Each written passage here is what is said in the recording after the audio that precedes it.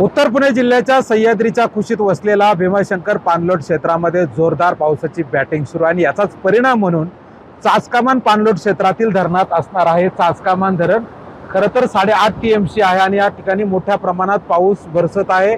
गेल्या 24 तासामध्ये या ठिकाणी मोठ्या प्रमाणात पाऊस बरसल्यामुळे हे धरण पहिल्याच पावसात भरल्याने आणि आता हा पाण्याचा विसर्ग मोठ्या प्रमाणात असल्यामुळे 24,000 क्युसेक इतक्या वेगाने हा पाणी प्रवाह या ठिकाणी भीमा नदीच्या पात्रामध्ये सोडण्यात आलेला आहे आणि हा पाणी प्रवाह या ठिकाणी पाहत असताना आपण पाहतोय की भीमा नदी परिसरामध्ये वाहणाऱ्या या पाण्याचा वेग 24,000 क्युसेक इतका असल्याने या ठिकाणी मोठ्या प्रमाणात पाण्याचा वेग आहे। त्यामुळे पुणे वेधशाळेने या ठिकाणी वर्तवलं गेलं आहे की येत्या 24 तासामध्ये हवेचा वेग असेल किंवा पावसाच्या जोरदार सरी बरसणार आहे। त्यामुळे घाट माथ्या परिसरामध्ये कोणी फिरायला जाणार असेल तर आपण जाऊ नये, प्रवास टाळावा, अशा प्रकारच्या सूचनाही या ठिकाणी पुणे वेधशाळेने देण्यात आलेल्या आहे। त्याचप्रमाणे या ठिकाणी मोठ्या प्रमाणात आपण पाहतोय की हा पाण्याचा जो विसर्ग आहे येत्या काळात असाच वाढला जाईल अशी शक्यताही जलसंपदा विभागाच्या वतीने चासकामान धरण प्रशासनाच्या वतीने सांगण्यात आलेला आहे आणि या पाण्याच्या